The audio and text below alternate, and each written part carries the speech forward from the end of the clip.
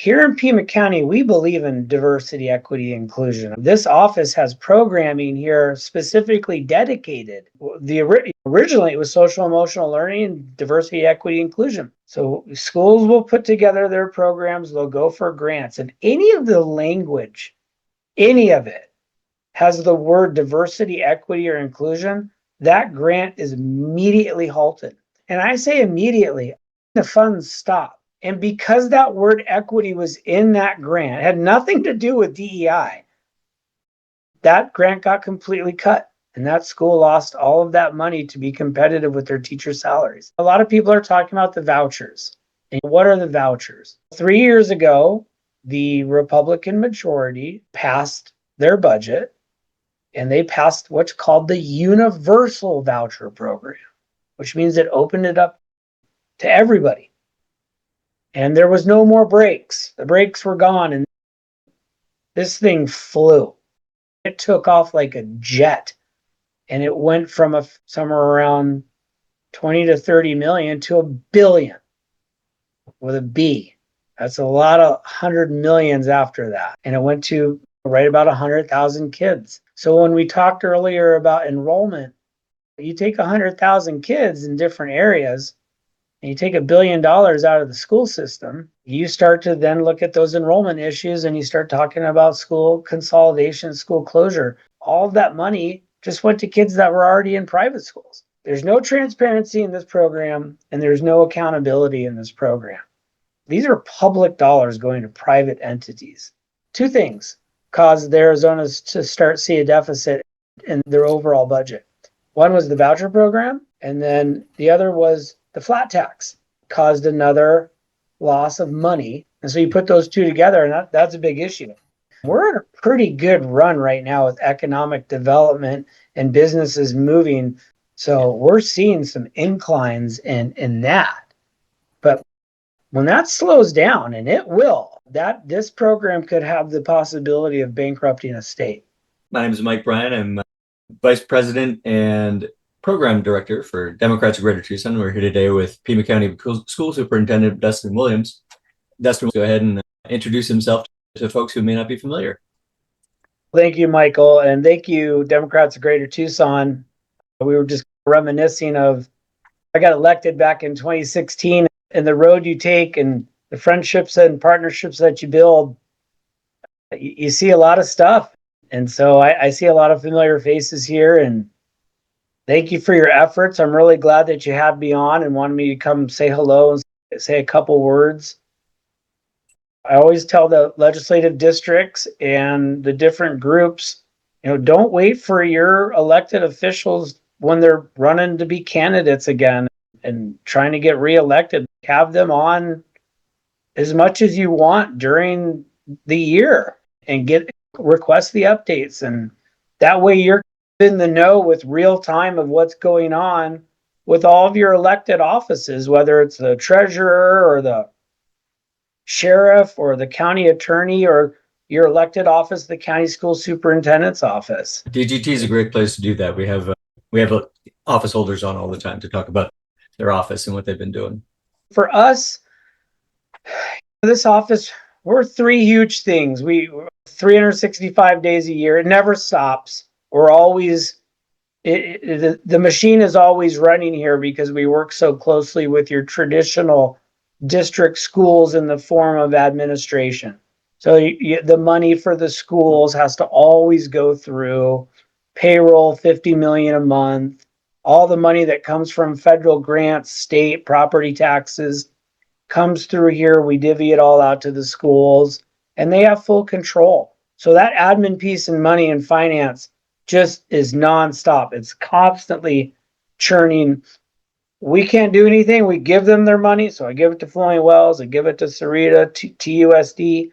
They have authority on that.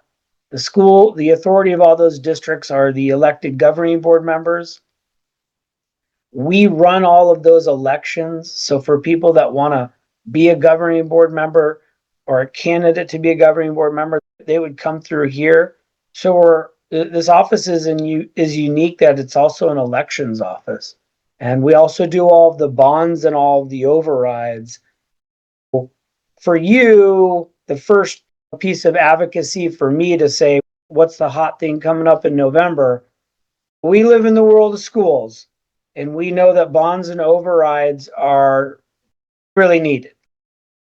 These are deal changers for districts. These are the difference from teacher salaries, full day kindergarten, technology, obviously anything in safety.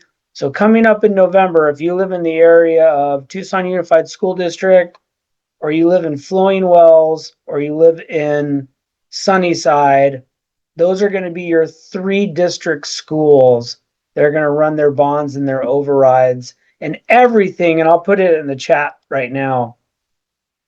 Everything that goes on at our office is at schools.pima.gov. And I just put that in there. And this office is downtown. We're on the corner of Stone and Alameda. So if you're in a conversation, or if something comes up and you have a question, or you want a meeting space to have a small little group come, or you want to just see your office, this is your office. I always remind everyone, you're the constituents. I work for you. I work for this county and the voters of Pima County. That's the boss. Ultimately, this office doesn't report to ADE. This office doesn't report to the Board of Supervisors. We obviously partner with all of them very heavily, and we have to work in a really good cohesive partnership to run day-to-day operations for the county level and for the state level. But there's no one above your elected county school superintendent. So if there's something that you ever have questions, concerns, or just want to know, use us. Call me up. Michael has my personal email. He can give that out. I'm always available. We have an open door policy. We love to hear ideas. Or if you know anybody who wants to get involved, we can put you somewhere. I know schools that need places. So that admin piece always running. The other part we do here is we're professional development providers. So we do what's called PD. That's the teaching for the teachers. And we're all over the place on that. We got leadership programs for principals. We have special education departments that work with all the district schools. They also work with charter schools, and they work with private schools. We've seen an uptick in the private school demand for the special needs area, because a lot of parents are now saying, once they get to the private school, especially if they're using a voucher, they're saying, well, let me see your program. And a lot of these schools need a little bit of help. So we're happy to see that they want to come here for help, because that means that we have some eyes in that school and we can help make sure that their programs are good. We can have another conversation later about the voucher program and how detrimental it is and what it's doing to the landscape of schools. And again, schools.pima.gov, that has all my professional development programs. One of the areas on there is something called community share. Community share is where we're looking for constituents that have a craft. Did you own a business? Were you in a business? Do you have an expertise? Are you willing to share that with a school? If you are, you would sign up for community share. And if a teacher sees something that you put your expertise in, if you're a banker, if you're a welder, if you were an architect, anything, any profession that you are in, if you're willing to share an hour, maybe 4 hours of your time to do a lesson with a teacher, we would put you on our community share platform, and it bonds you together. It's a really neat program. We've invested thousands of dollars into this program for the entirety of Pima County and our business sector, our volunteers. This is a great way to get into a school. And if you want to learn more about that and come down here and say, hey, Dustin, I want to meet the director, I want to meet or just virtually, we can get you signed up. These are the programs that we have here in Pima County at this office. Are really unique, because not a lot of elected superintendents across the state, there's 15 of us, invest so heavily in professional development as this office. We believe that if you want to move the needle in education, it starts with great professional development that is requested from the schools. And so these schools need all sorts of help. And the county here has also invested in this office. So we have some of the top-notch directors that run these professional development outfits. And we don't have to put the burden of the cost on that school. We can make that as inexpensive as possible for our schools. We have diploma recovery programs here. We also have one school that is ours, and a lot of people don't know this. By statute, by law, 15901, you as the elected superintendent, you are also in charge of running what's called the accommodation school district. And that's the school that's located in the juvenile detention center and the adult jail. And those kids they're remarkably smart. They have some very challenging lives. They've had some challenging times. But when given a second chance and believed in and given the proper tools to really make them successful, they can really exceed everyone's expectation. So we are heavily involved here in the justice system, especially with justice involved youth and now adults. We're seeing a lot of our students coming out of prison that maybe did 3 or 4 years and putting them in some other programs we have here, some of them being Pima cycle breaker, where we put you in a program of education, job placement, and then support service, whether it's housing or counseling service. So if you know any groups that are interested in partnering with that demographic, really just what my ask is from you all, since you're the boots on the ground and you're really our strongest advocating partners when it is politically, but just community oriented, because you deal with communities so often. If or of anybody in the county or even not in the county that really wants to get involved in any of our professional development areas, if they have kids with special needs and they want to get involved, we want them with our advanced program, or we at least want to have a dialogue. How would they like to help? So a lot of people right now, especially in this political world, are saying, what can I do? I'm tired of just sending the letter to Juan Ciscomani. You keep doing that, okay? You keep sending the letters. But when people say, hey, what can I do? You can get really locally involved with your schools. That is the cornerstone of how you improve your community. And it's the easiest way to do it. And especially since you already have a relationship with this office, you have the keys to an opportunity, or somebody does that, we can make a connection. And if it works and it comes together, great. And if it doesn't, it's not the right fit, that's okay too. But as long as you know that we're here to support all of you on your ideas and anything you want to do, we'd love to see you. So that's really the landscape we flow in all day. We got money. We do the teaching certificates, $4,000 a year for all the teachers that need to be certified in your public district schools. And we do all the homeschooling here for families who want to homeschool their students. By law, every family must fill out what's called an affidavit of homeschool or an affidavit of private school. It's a law. So the ages of 6 to 16. And so we really work closely with homeschool and private schools when they fill out their affidavits. And that's in a nutshell of what I do. That's what happens all day long. And I tell everyone it's Monday to the following Monday. It just never stops. I get calls on Sundays, on Saturday evenings, and if I can make it events, I will try to make those in person. It's hard. The schedule is a lot of work. It's a lot of work a lot of people go into politics thinking it's going to be holding babies and taking pictures, and Not these offices. These offices are a ton of responsibility Only and a during lot of work. But I got a phenomenal team here. We hire about 50 people down here, 25 here and 25 over at our school, accommodation school, and the juvenile detention center and jail. And so that's really what we do. I really want everyone to know that's what your elected elected officer does. I was not aware of a couple of those things. The elections administration, I did not realize you did that, and the jail and the school that you run, I was not aware of that either. So thank you. I learned something today. Well, there we go. Would you like to use your slides now, Dustin? Yeah, I just want to.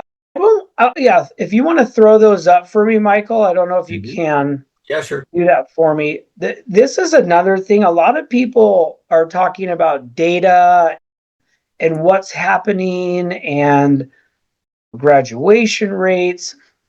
And Michael, if you just go through these, we'll just briefly, I'm not going to go over everything, but we have also the keys to the Arizona Department of Education. So one of the things that we have and we see in schools and in politics is a lot of people are experts in a subject, but not a lot of times do they come to those conversations with the factual data. And so when we look at enrollments or we look at, go to that next slide, you can see all of these. Michael will send all this out.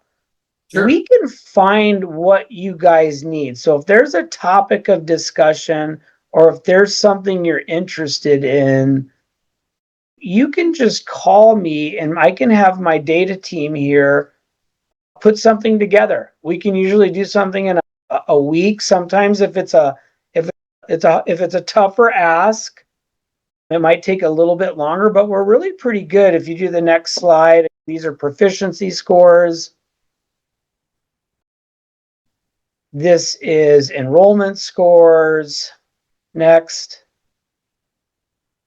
You can get into more enrollment. If you're looking at, there's 217 public elementary schools serving 85,000 students. We can do deep dives into a lot of this. And these are some of your basic generic stuff that's coming up. You hear a lot about we have trouble with our reading proficiency. If you look at the reading proficiency scores right now, you can see where we're at. And we've got some big challenges. And ever since COVID, coming out of COVID, those challenges got worse. COVID was a really big distractor and a disruptor. And it's getting better and better, but we're seeing that kids going into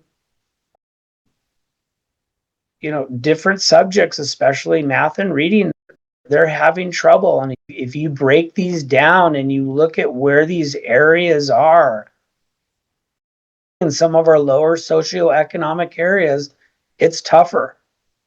And so we like to just give people this because we want you to be equipped of what you guys are thinking about. So if there's a conversation about anything, you can always call us up and say, hey, Dustin, we want to do a deep dive on graduation rates, or we want to know more about the proficiency score. If you see, this is a big hot topic. A lot of these proficiency scores and statewide scores that you see, they come from a standardized test, and it's a one time a year. And looking at a student and saying, they're a 38% proficiency score. That's still not a snapshot of the whole student. That doesn't mean the student or that subgroup is failing in life. It just means that we've got some areas when it comes to that needs a lot of work. It seems low, some of these proficiency scores. Can you explain exactly what the proficiency score consists of, how it's arrived at? So it's broken down into 4 parts. You basically are exceeding, you're proficient, which means you're at grade level, your needs improvement, which is below proficiency, or your falls far behind, which means you're nowhere near. they look at two different ways to score it. So you take the standardized test after the test is done. It's graded something like a regular test as you would remember in school. The percentage is a little bit different. It doesn't really use a 0 and 100%. It basically groups you.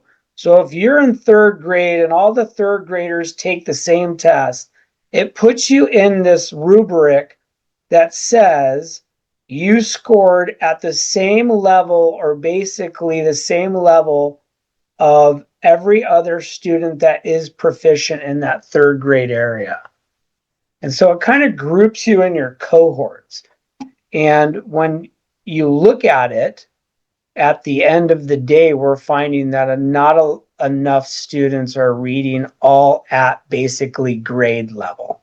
If you take the whole pool of third graders or whichever grade you're looking at. And that seems to be the challenge and the concern. There's some other concerns when we look at this test forever. Exactly.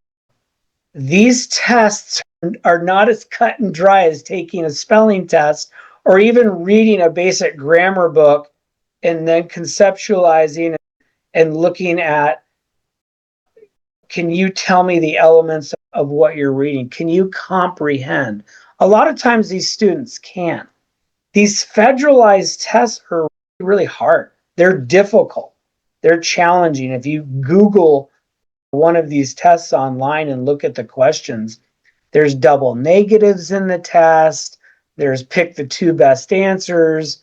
And so there is some challenges as far as, are we really testing what we're looking for in these proficiency levels? And so it's hard. It's argumentative as far as, is this really giving us a great snapshot?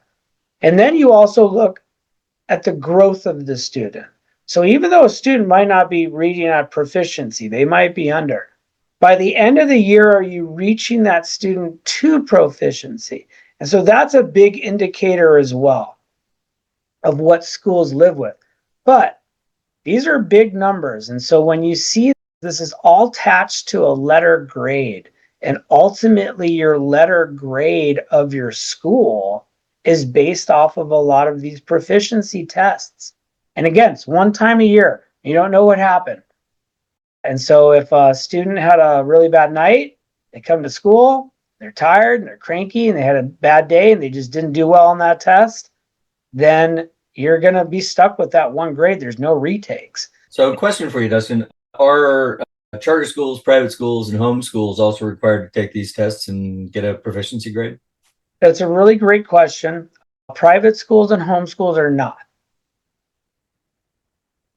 Charter schools and regular public district schools are. How does that translate to funding for the schools, or what's the outcome if you have a poor outcome in your school grade? So that's another really great question, Michael. So this used to be tied to funding, and it was called results-based funding. And what we found was schools in the higher socioeconomic areas tend to always score better. Mm-hmm. We also found that certain charter schools in certain socioeconomic areas, but also that had a certain demographic of student, tended to do really well. Mm-hmm. And so the results-based funding was a very controversial thing. That is no longer mandated. But what does come out of that still is a letter grade.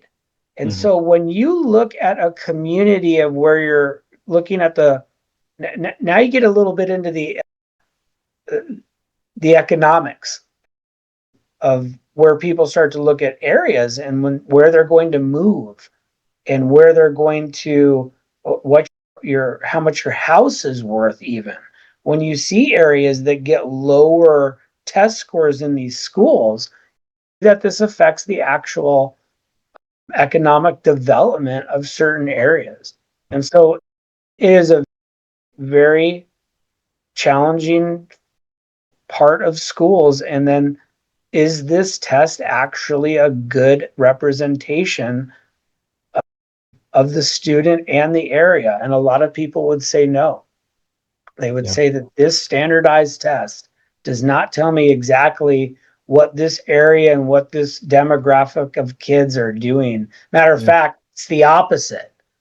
We could say, yeah, they are lower in the proficiency area, but they're excelling as a student and a community, and they're making growth. So it's a hot topic. It's at the State Board of Education. The State Board of Education kind of has the keys to this at the state level. And they are looking at some new types of models where there could be some retesting. They're looking at models that will actually work more for what we're trying to do, which is to really find how the school and so forth are going. But to your first point, no, private schools and homeschool are not. Well, even charters have an edge in this area because they're not mandatory enrollers. So they basically can kick out low performers and boost their scores. That's true.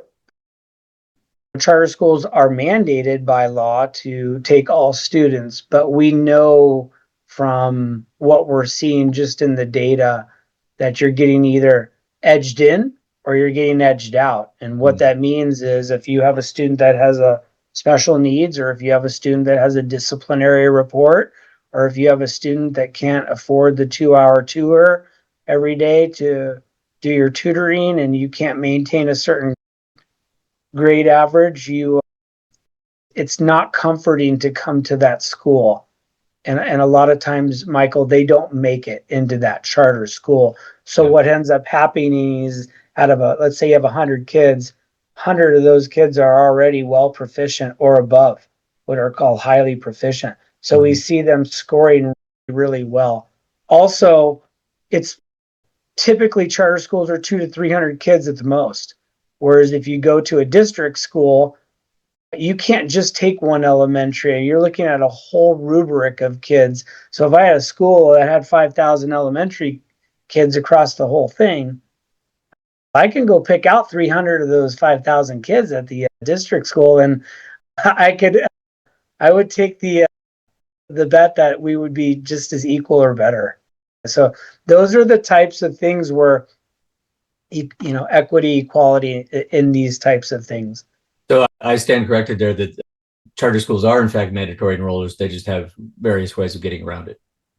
I like that interpretation a little bit better, to be quite honest, because by statute, the statute authority, it does say they must take the student, but we know that's not happening. I see a couple hands. Let's take a couple hands and then we'll go down to another slide and just talk.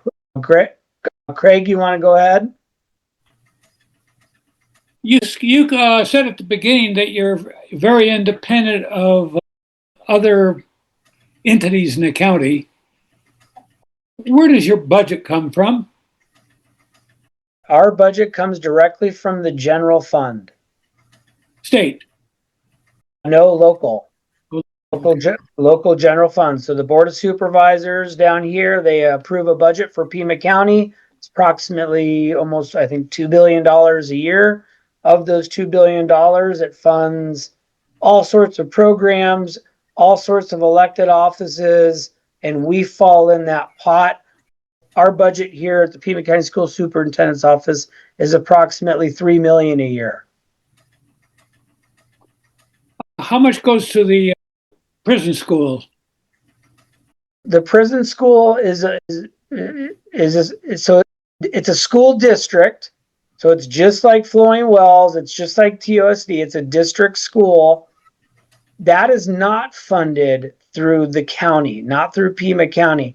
That's funded just like a regular school district. So for the enrollment that we have in that school we see about 350 kids a year. That costs us about 800,000, maybe almost about 850,000 a year to run the accommodation school district. And that's everything from teachers and sped directors and principal and all down the line. But that's funded separately. That's not funded out of this office. Great Thank you. question.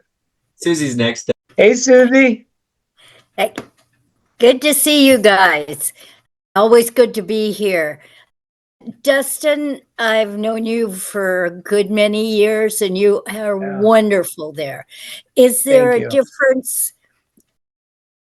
in scores between rural and metropolitan? I know socioeconomically that there's a big spread, but do you see anything with a difference in rural settings where the schools may be smaller, not have as much tax money to use for schools? Give me your thoughts, please, on those. That is a really good question. And I'm glad you brought that up because when we talk education, it's a Rubik's Cube, but it's not just a Rubik's Cube that has 9 sides. It has 9,000 on each side. And so it's really good to talk about our rural partners. Basically, you have your inner city schools right here in the city, on the outskirts a little bit, which are like Marana, Vale, Sarita, but those are not rural. Those are by far not rural. The ruralest we get, we have a school on the border of Sassabee, has about 15 kids. Ajo district, way out by the border. When you go to Rocky Point, about 3 hours.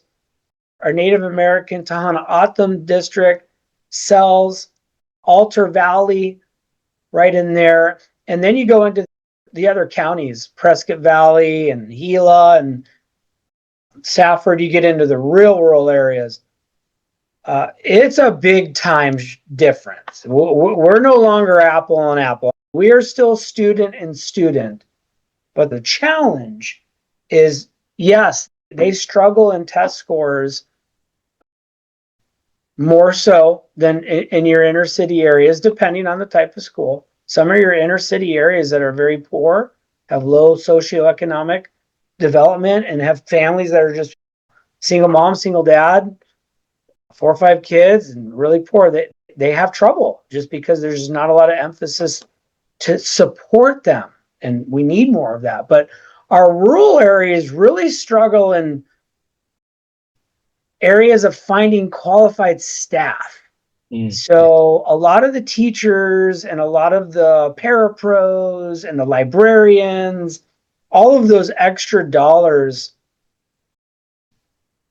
are harder and harder to get in rural areas just because you don't have the populations. So Susie, it's actually, and you're seeing a lot of times, we're seeing a huge influx in teachers coming from overseas, predominantly in the Philippines. Now, we're lucking out on that. There seems to be a great demographic of teacher that's coming, but they are so dependent on that if they don't get that process done in a timely manner, a lot of times you have overloaded of classrooms of students and you just don't have the proper infrastructure at the rural level. So our rural areas, we're really concerned on what's happening out there. And what's even tougher is we're seeing a lot of the federal money through the Trump administration cutting a lot of our federal funding for our rural school areas. One of the areas is called SRS, which is Secure Rural Schools. And these schools depend on these dollars. These are millions of dollars that come to our rural areas. All of that is on the chopping block and is, quite honestly, when we look at what's happening at the federal level when it comes to education, the support structure internally, it's just not there. And so when you have your rural areas depending on those dollars to get you through it, it ultimately affects everything, not just the test scores, the whole social, emotional, psyche, well-being, mental health, everything from the student community resources all the way down. So very concerning time right now for our rural districts. Yeah. Quite an irony given how rural areas tend to vote. And The rural areas are the backbones of the United States of America. That's how it all started. It was in rural areas, and to not support the founding districts. We were all rural here at one point. It's hard. Patricia, you want to chime in? Sure. Hey, Dustin. Hi. We go back so far. We Anyway, do. you mentioned equity and inclusion, and I noted that the stats show that minority enrollment in Pima County and elementary schools is 75% of the student body.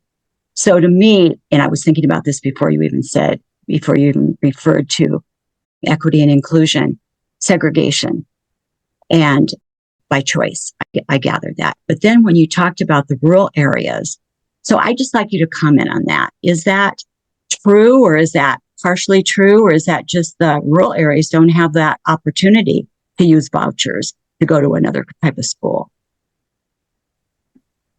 There's a couple things in there, right? You have diversity, equity, and inclusion, which is DEI. Here in Pima County, we believe in diversity, equity, inclusion. I just want to make that. This office has programming here specifically dedicated to originally it was social emotional learning, diversity, equity, inclusion. That's how you learn.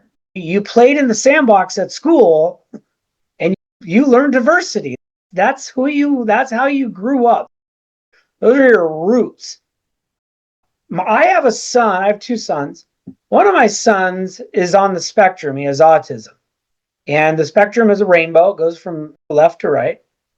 And he's probably in that middle area. Intellect-wise, brilliant.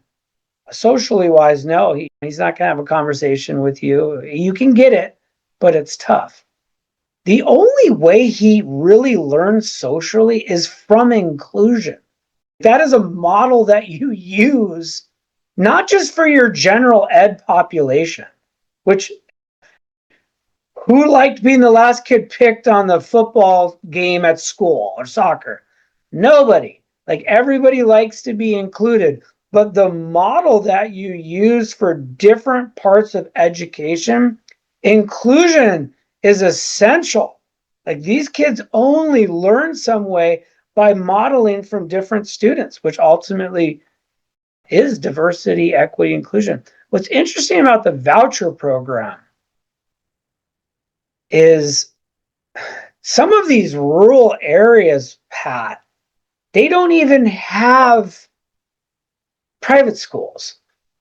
There's no private school in the rural area, yet you're seeing some of the representatives in that area, mainly Republican. And I'm not trying to make this political. I don't want to do that. I try not to. I really do. But they are the ones that are voting over and over not touch these vouchers. And how can you vote for a voucher program when you don't have a private school in your area to use the funds? It just doesn't make any sense.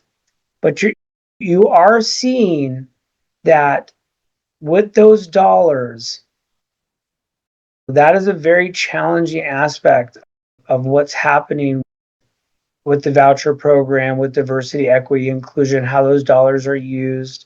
But you're also seeing the very beginning of also, again, federal cuts. So if any of your programs here, so schools will put together their programs, they'll go for grants. If any of the language, any of it, has the word diversity, equity, or inclusion, that grant is immediately halted. And I say immediately, the funds stop.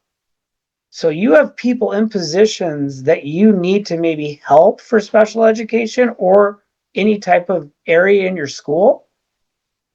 There was a district down in Maricopa that had a competitive salary grant. And inside the salary grant, that they went for a federal grant, inside of their language, it was an equity grant through the federal Department of Education. And the equity grant was to balance out the salary difference from surrounding districts. So what they said is, we don't have enough students to be competitive. So we need to go for an equity grant. So they went for an equity grant, and that gave them an additional $5,000 per teacher. And then that way they could be more competitive when they're trying to hire teachers, because teachers are looking for money as well, because they're lowest paid industry in Arizona, hands down, by 20% or further. And because that word equity was in that grant, it had nothing to do with DEI, that grant got completely cut. And that school lost all of that money to be competitive with their teacher salaries. And so there's just no oversight or thought to it, Pat. What's happening at that federal level with those types of, when you're talking about diversity, equity, inclusion, there's no thought to what are we cutting and what is the impact. There's no warning. There's no, hey, you got this in your language by the end of next year, or we're going to evaluate it, and giving the schools time. So it's causing some massive issues in our schools. Thank you so much for clarifying that. Things I didn't know, didn't I realize? Thank you. Oftentimes on DEI, people leave off the end of it, which is A, accessibility. A lot of kids with special needs, handicaps, difficulties with mobility and so forth are also getting disadvantaged, let's say, by this crusade. Would you like me to go back to your slides? Let's just go through a couple more, and then I'll give you the state of where we are and what's coming up in the next couple months here. So these are your enrollment numbers. Let's come back to, actually, let's stay here for just a quick second. All right. Let's go back to enrollment. This is an issue. This is coming up. This is going to be big. So enrollment is obviously how many kids you have in your school. So as we sit here and chat today, our enrollment is 22 people. Michael's basically our teacher, and we're his students. So we've got a class of 22. If you look at your participants, that's the same thing in schools. So schools have enrollment, and they either have 100, they have 300, they have 1,000. They go all the way up to about 45,000 here in Pima County, which is a school district called Tucson Unified School District, District 1. So over the last 5 years, you have seen a big shift in a couple things. The first big shift, maybe when I first got elected, this was in 2016. So in 2017, I went to my first superintendent's meeting. And the first thing the superintendent's meeting were saying in 2017 was, we've got a concern, and the concern is enrollment. And the concern was birth rates. That was the big topic in 2017. Birth rates. People weren't having babies anymore. And if you look at this new demographic of adult, they're not into having babies. They haven't been having babies, and the birth rate is slowed. And that's a nationwide thing. That's just what's happening out there. People just aren't having babies. Well, when you're not having babies, as soon as those babies turn 5 years old, they start looking to enroll their son or daughter in a school. And so those enrollments are low. And our kindergarten classes are really starting to show it. The other thing in Arizona, which is interesting, is we're a choice state. It's a law. So whether you like it or you don't like the law, that's the law. 45 miles, a 25 mile an hour, whatever the speed limit is, you don't like that speed limit, tough. That's just what it is. Here, same thing in Arizona. This is a choice state, so parents get to do whatever they want to do. The charter infusion really also started to affect enrollment. But when we went to the universal voucher program 3 years ago, this really shifted things around. And so now you have these enrollment changes, and you're going to see a lot of your district schools predominantly in your urban areas. So when Susie was talking about the urban and the rural, we're just talking about our inner city now, our urban area. and you're going to look at some specific pockets. So your Vale, your Marana, and your Sarita, those are where urban sprawling went. So a lot of people move out there. So your enrollment numbers out there are okay. They're a little flat, and there's just maybe a little bit growth, not much. And these are your new places where you come and live. That's where a lot of people move.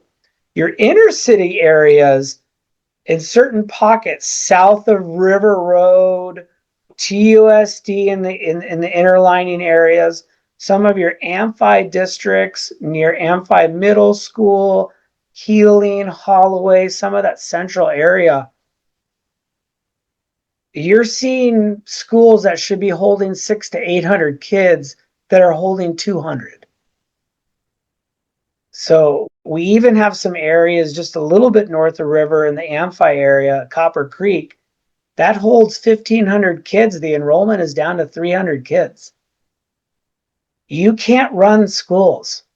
If you have a school that is the size and the capacity to hold 600 to 1,000 kids, and you have 200 kids in that school, that doesn't make sense, and it doesn't work. The economics of running a school, just to keep a building going, is thousands and thousands of dollars.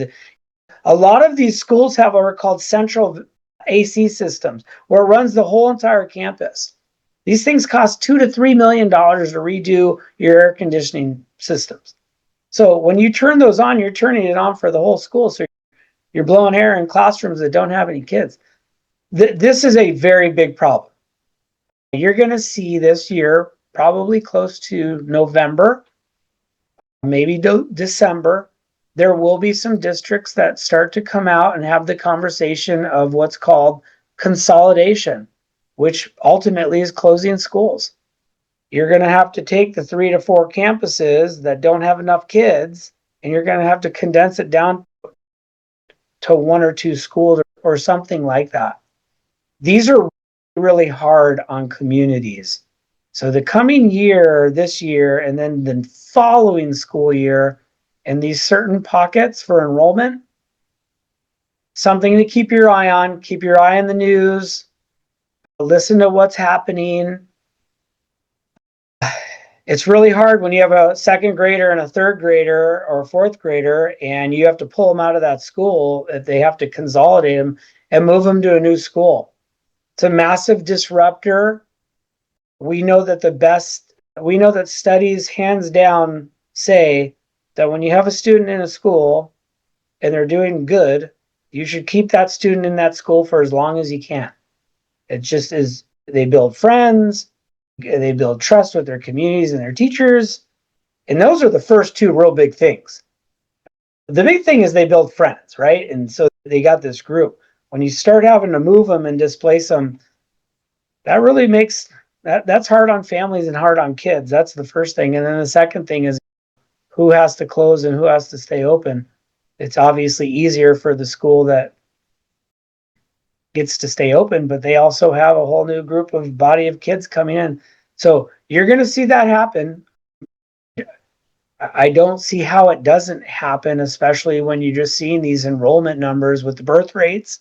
And then you have your charter, your voucher system, which is giving families thousands and millions of dollars to go to private school, and then also funding for homeschool. When you put all those 3 things together, you get a 3-headed animal, and you're going to see that happen here.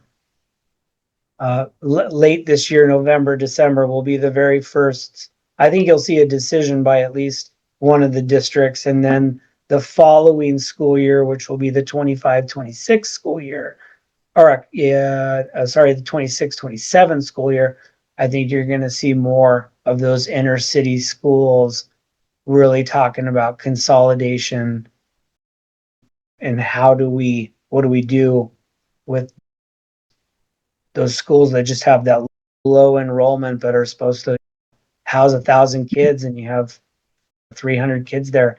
Economically, it just can't work. I'm surprised that they don't build schools with scalability in mind, because it seems to me that based on ramping up an area, like a new area where it's expanding, your populations will grow swiftly, and you have to have an ability to scale from 200 kids up to 1,000 kids. And so I'm surprised that there's not a modularity built into those schools that you can reverse. I think the problem is we never thought that it was going to go backwards. So it's the opposite, Michael, of what you're talking about. Is we built it with the expectation we were going to always have this many kids, and the charter school popped up over here. Oh, okay. And then you lost 100 kids there. Then all of a sudden the private school popped up. And whoa, and half of those kids, then you got the homeschool voucher. You lost another 20. So you're losing your kids just because they're going to different areas. And so I think that is what the issue is. Whereas your model, you're talking about the scalability. You see that in Vail, and you see that in Marana. Matter of fact, they are building new schools out there. But that also then leads parents to say, do I want my son or daughter going to a school that is 60 years old? Or do I want my son or daughter going to a school that is brand new and has all the brand new bells and whistles? And parents, parents come to this office. They always say, Dustin, where's the best school? I always tell them the same thing. I said, listen, the days of going to your neighborhood school are done. I was like, you as a parent have got to do your homework, and you've got to go out there and actually tour schools and meet the principals. The principals are just so important. Principal in a school is just make or break. They are just they're the bloodline. And there's a lot of discussion about admin and the cost of admin. Leadership is real. Let me just tell you that leadership is how people succeed, is they have great leaders that really empower their teachers and their employees and their families to work together in a way that is great. So that's a big thing that's coming up when you look at enrollment. Let's go down a couple more and then we'll see if there's any more questions. I wanted to ask you before we leave this slide about homeless students, because that is a huge jump in homeless cases. Could you tell us a little bit about the impact of homelessness on student learning and student performance and just the well-being of these kids? So this is the big thing about education and in every type of profession that we're in is the Pandora's box of poverty. You really want to look at what's really happening in any profession, and schools is hands down, in my opinion, your most important area. Is you look at the rise in poverty rates, and then you look at your economics around us. So as we went through high inflation, and in my opinion, still are, I don't, first, I go to the grocery store with my wife and everything's expensive. Like if we prices aren't coming down. But I think the bigger issue, besides the cost of food and those types of supplies, is the cost of living. So one of the areas I was telling you is we work a lot with the justice involved youth and adults. The lowest we can find these populations is between, and we have to look at this on weekly levels. This isn't monthly levels with these demographics. And this is the same for our homeless population. There's great policies and laws, and schools do an excellent job of working with students that are homeless. So that is one of the highlights in your district schools. When you get to your private schools and your charter schools, it's a little bit different, but in your district schools, McKinney-Vento, there's great laws and policies that support while they're in. Once they leave us for the day, it's a lot of them are living in their cars, we're seeing a lot of, they call it couch surfing, which I don't really like the word, but that's the way they use it, is they go from home to home. So this is a really hard area. And as families see these increases in their bills, and especially with the housing market, just finding somewhere to live is a minimum of $150 to $200 a week. And that's how people are looking at living now, is week to week. That's an area, Michael, there's not a quick fix. We work with the county for some juvenile housing here. We have, like I said, a program for the justice involved youth a lot we work with that come into some of our programs.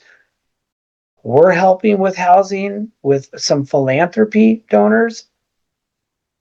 But if we can't get a handle on this affordable housing, this only intensifies and gets worse. What does that support inside the schools for homeless kids look like? So basically, by law, it allows them to enter the school and be enrolled, and then they can get any type of service that school offers. And so a lot of times that's working with the social workers. And so that's another good point. And that's if the school has the funding for the social worker or the counselor. And so as you see the cuts in education, a lot of times people forget that when you lose a social worker or a counselor, that's the means to your programs outside, working with youth on your own, YODO, connecting you with different gospel rescue missions, connecting you with different opportunities within the community that can and do help. But when you lose those integral pieces in your schools, these areas and these demographics suffer. And so we can enroll them. We can provide any type of service we can find in the county for them. The schools can work with them to the best of their ability. But the school's not the end-all, be-all solver of every problem. It's just the best step that we can do is to have them enrolled in school so that we can provide, obviously, meals for breakfast and lunch, and then connect them with resources outside in the community. And we get a lot of calls. At that point, it's all hands on deck. It's working with every partner that we have out here in the community to find a place that hopefully we can get shelter for the family and make sure that the student is getting the best education they possibly can under their environment, which is just so difficult. Having students do homework and write papers, and to do all of that takes resources, and it takes an environment. And so a lot of times we go to our libraries, and libraries will provide food and different types of things. And the county does as much as it possibly can. I think the city is trying as best as they can, but I just think right now with the availability of housing is just our number one issue when it comes to our homeless population.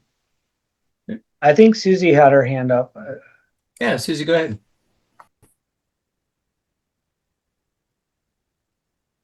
I volunteer with Literacy Connects. Schools have some volunteers come in to work with kids. I like the concept that Literacy Connect has for the children in their Reading Seed program. We try and reach as many, but a lot of schools can't afford the program. But how about volunteers from parents from the community in the schools? Do we have that capability? So we love our volunteers, Susie, and kudos to you for being involved. Literacy Connects is a phenomenal, it's one of my favorite programs probably in Pima County. We've actually signed on to a bunch of grants for them, and they've been awarded a bunch of money. So different partners will use this office and say, hey, County School Superintendent, Pima County School Superintendent's office supports the grant. We have generated $15 million in grants towards Pima County just from using this office title. It's great. I pride myself on starting and being a part of that, because you guys got to go write the grant. I just come in there and say, yeah, we support it, and we do a draft letter, and we've gained a lot of money from that. So our volunteer community is actually what is the bicycle churning a lot of that stuff. Because Literacy Connects can provide a lot of the equipment and the training and get in the schools, but they can't afford to pay for every tutor to read with the child. Mm-hmm. Also, volunteers have lives. And so a lot of times, unfortunately, what will happen is the volunteer, something will come up in their life, or they're going on a trip, or something will happen. And so it works. And when I first started speaking today, one of our programs, Community Share, we're really looking for those expertise. If you worked with some of the LDs, and I don't know if Greater Tucson Leadership could take the lead on that, if any of the precinct committee members have a time to read and do what Susie's doing, the difference it makes for a teacher in a classroom. I worked at Keeling. We had Literacy Connects. We had tutors. I could break apart my classrooms into 5 different centers, put 3 of the centers on different types of topics where the students could work independently or in groups. And then one group would work with a volunteer from Literacy Connects and work on reading standards. And then I could work with some really finite groups on different areas. So this is really where we do come to the community. Yes, volunteering absolutely is the difference maker. And really it's just knowing and getting a relationship. So if you have a particular school, I have constituents that say, hey, Dustin, I know that the school down in Rosemont and Fifth needed some help, but I don't live out there. I live out over here in Casas Adobe's area.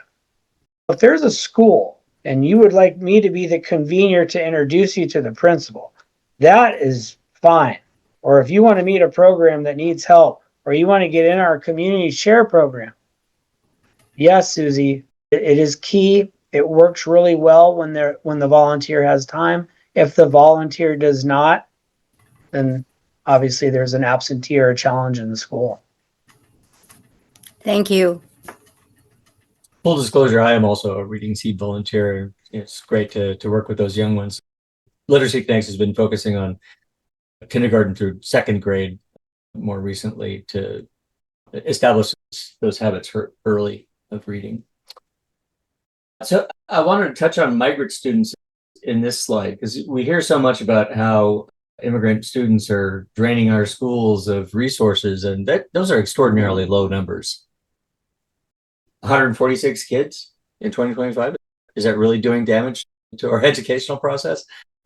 Some of the loudest topics are the lowest percentages in our politics right now. If you look at the amount of migrant students, and if you also look at some of our LGBT transgender students, these statistics are minimal. Yeah. And we are not talking, but the dialogue and the loudness of the conversation politically, it seems like it's a crisis level type of thing. The schools have been doing this forever.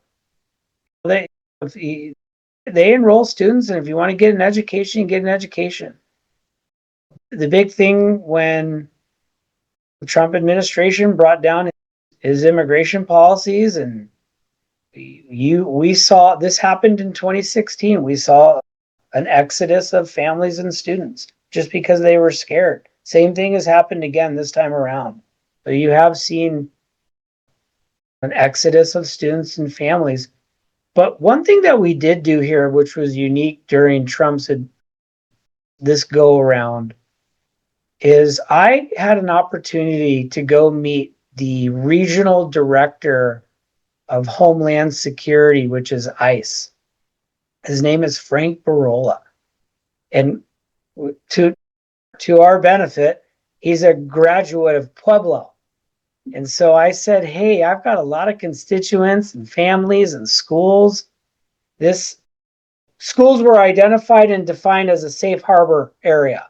So ICE wasn't allowed to come on campuses and do all what they were what people thought they were going to do, raids or stuff.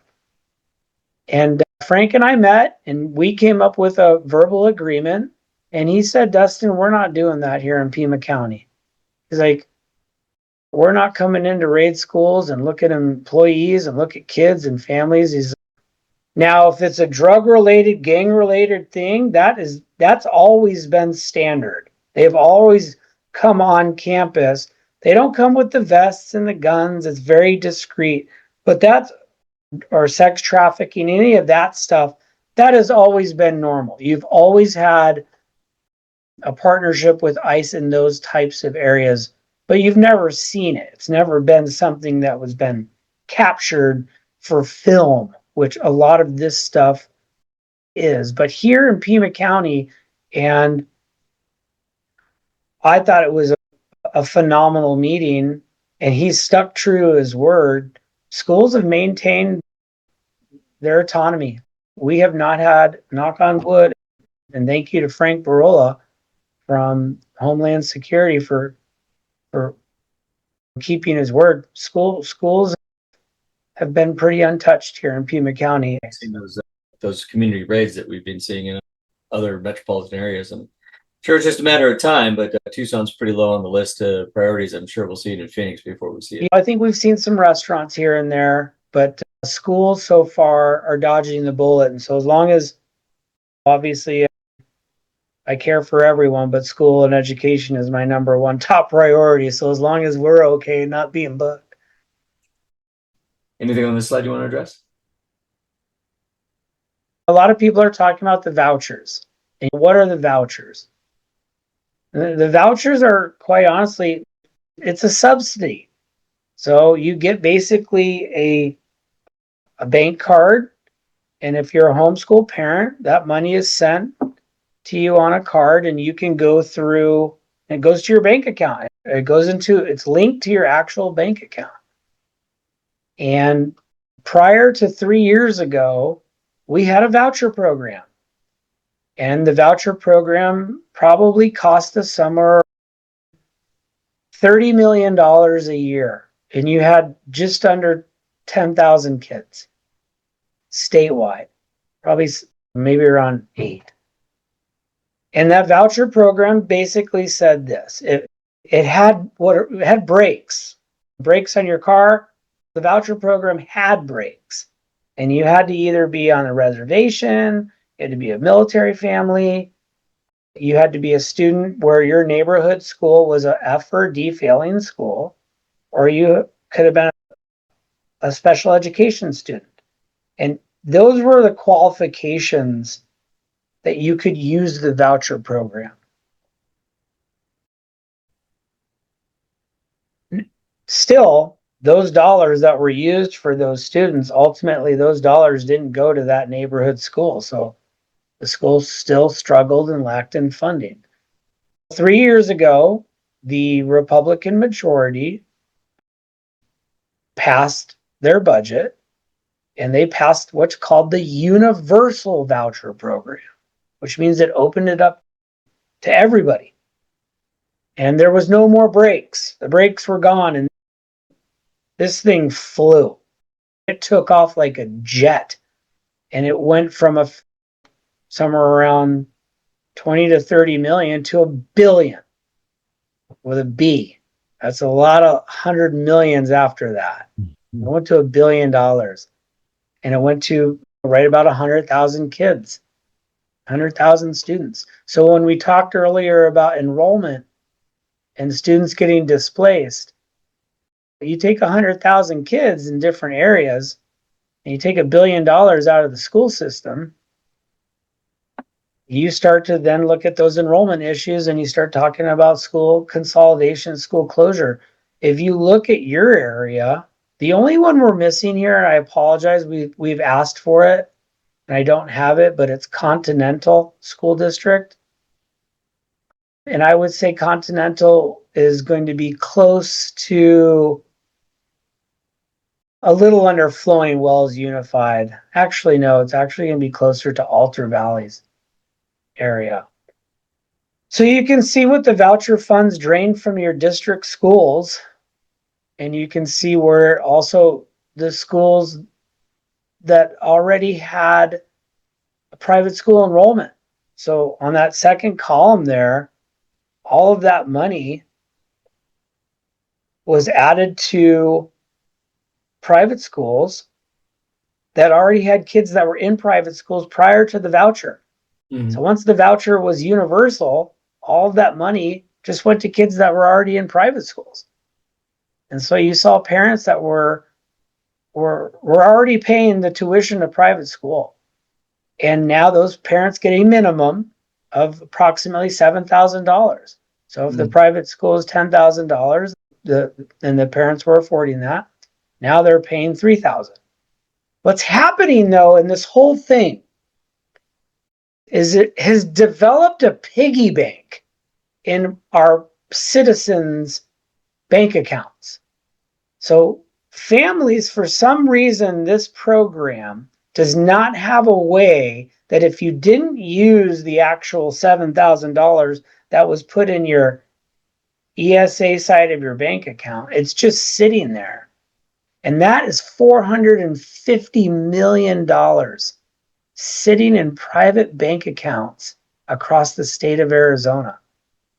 That to me is, there's no transparency in this program and there's no accountability in this program. And these are public dollars going to private entities. We know some private schools are doing some great stuff. And I'm not going to say that they're not. There are. I just don't know. I don't know their graduation rates. I don't know some of the curriculum. Nothing's public. I don't know their attendance records.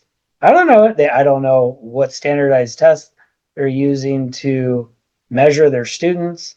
There's just so many unknowns. And that's that accountability and transparency piece is really hard.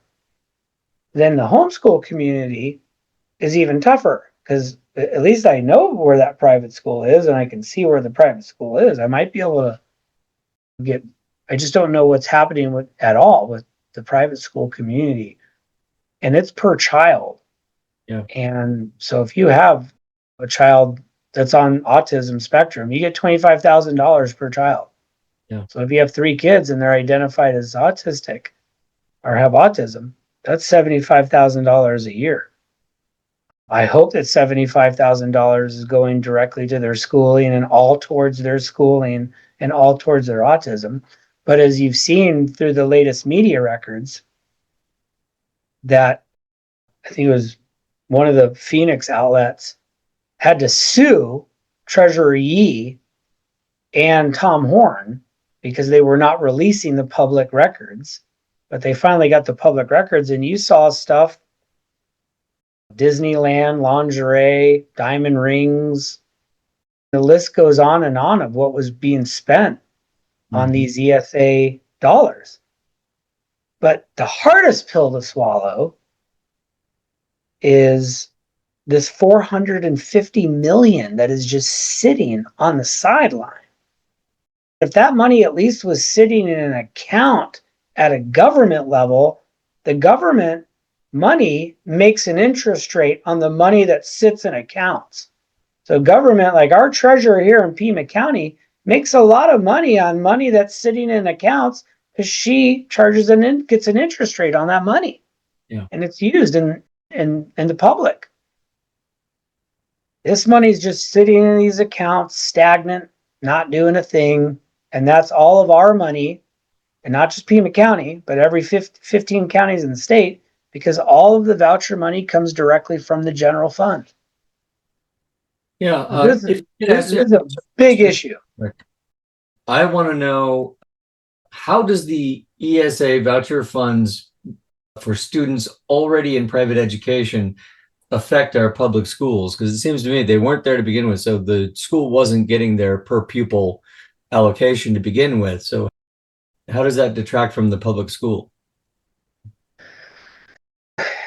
If you have a public school, and if we looked at let's do amphitheater. Mm-hmm. So if you look at amphitheater and you look at the private side of the education, those kids that were already enrolled, that 11,800,000 would not have been going to Amphi regardless. but we as taxpayers would not have been paying 11,825,000. Mhm. So for the district part, for that student that it was already in the private school, it doesn't do anything. Right now, if there's a student that's enrolled at South Point and never went to Amphi District, does nothing to them. Yeah. But me and you as a taxpayer are now paying for that student at South Point. So the economic part of it is the hardship on the taxpayer. So what you've done now is you've forced the taxpayers to pay for private school students that were already enrolled and are enrolling into private school. But as far as the student that was already at the private school, that really doesn't deter. Now, when you see the student leave and go to the private school, now that is actually hurting the Amphi school district. The same as if they were to leave to a charter school also, though. Sure. The only difference is the funding mechanism for how that student is being funded. But it's a really good question. You have to differentiate one from looking at the school with the voucher program and then just looking at economic development and taxpayer dollars with the voucher program. So you're seeing two things that are happening. So if you, Michael, live in the Amphi district, you're getting double whammied. You're losing money from voucher students leaving the district, and you're paying double. So normally you would only pay for the Amphi district school through your housing taxes.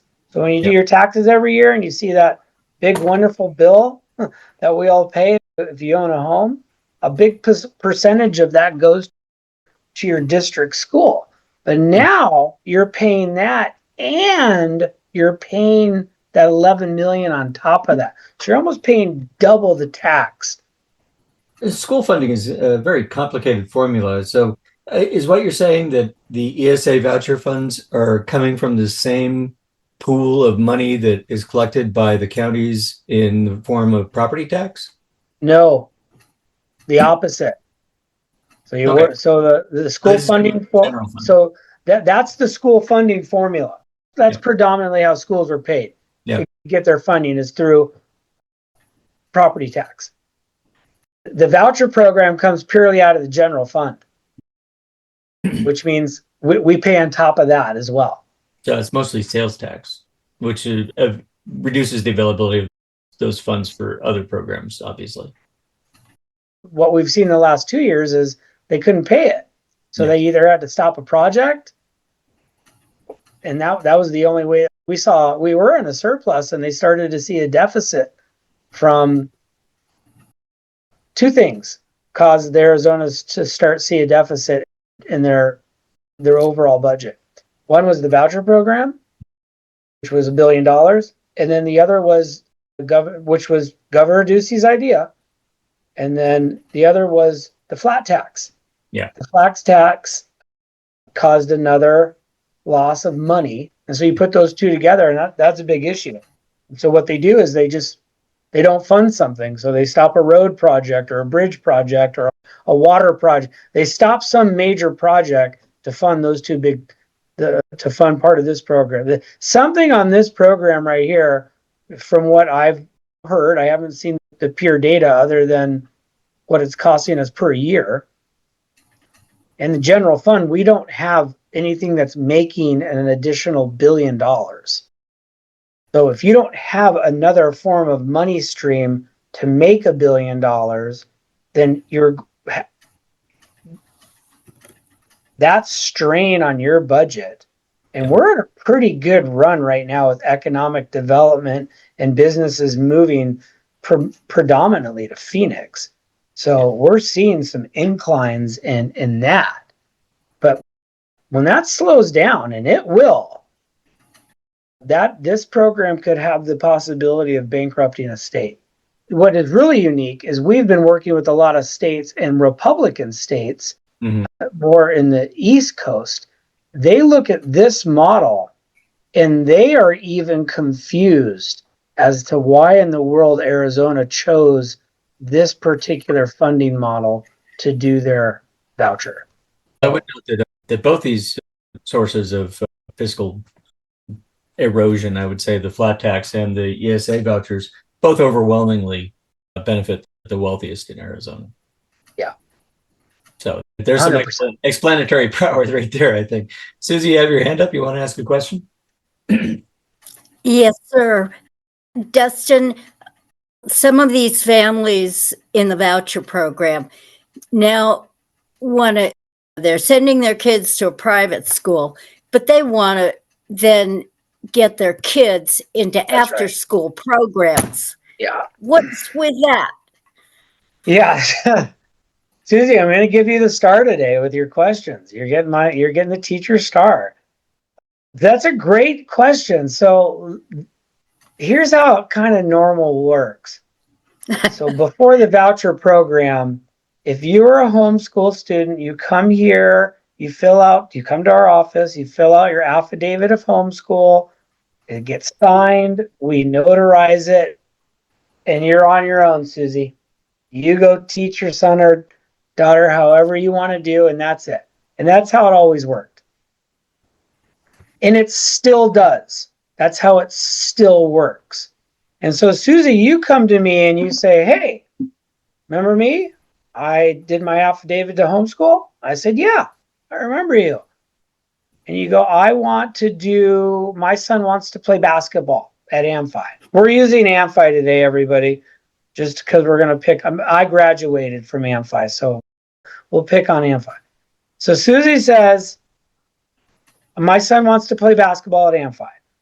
By law, if you're a homeschool student, your son can do that.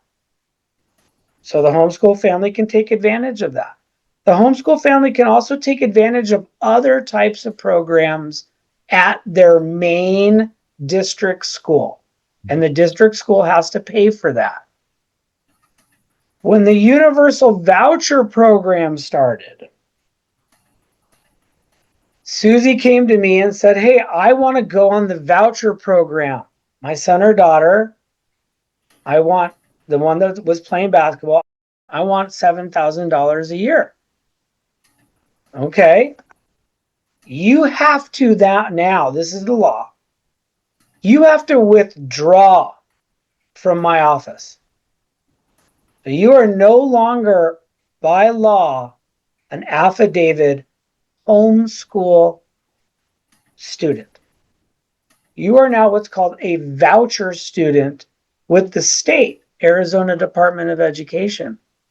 So by law, you no longer qualify for the resources at that district school. So you said, Dustin, I withdrew from your office. I'm a voucher parent now. I'm getting my $7,000, but now I want to come back and play basketball next year for my daughter.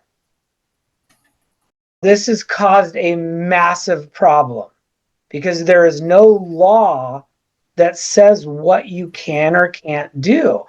The law clearly states you're not a homeschool student. Mm-hmm. So the Arizona Interscholastics, AIA, who runs all the sports for public schools, they say no. They're like, you can't play sports.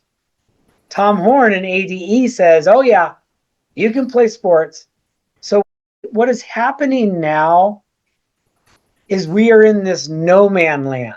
We're in this big gray area. And what you're starting to see is different district schools and governing boards are either allowing it or they're not. And if they are allowing it, they're coming to you, Susie, and they're saying, for your daughter to come play, you're going to have to pay X amount of money to play the sport. That would be what it would cost a normal student. And so it's a very gray area. There's no answer as to, yes or no. It's been this in between because the state legislature, the majority of the Republicans, would love nothing more to give the full pass for the voucher student to play. But Katie Hobbs and would not sign that. That wouldn't fly with that particular constituent. But at the end of the day, and just I always like to be as transparent as I can. What's unfortunate is we have a student that wants to do something. And we know that when students are when they interact in sports, and we know that when they're in career and technical education, or they have any type of support that they want to do, we know they do better in school. But they are caught in this whirlwind. And we have some schools that are saying no. They're saying, you're a voucher student, Susie, your daughter can't play. End of story. And they have the authority to do that. Thank you. I notice you've been incredibly generous with your time, Dustin. So we really thank you. We're about a half hour over, but there is one last question in the chat from James Stevenson, which is very timely because we're looking at the possibility of a federal shutdown Tuesday if they don't come to an agreement in Washington. And he wants to know what the federal government shutdown might mean to local school operations. Great question. I would have been a lot more scared if it was 4 years ago or prior to Trump.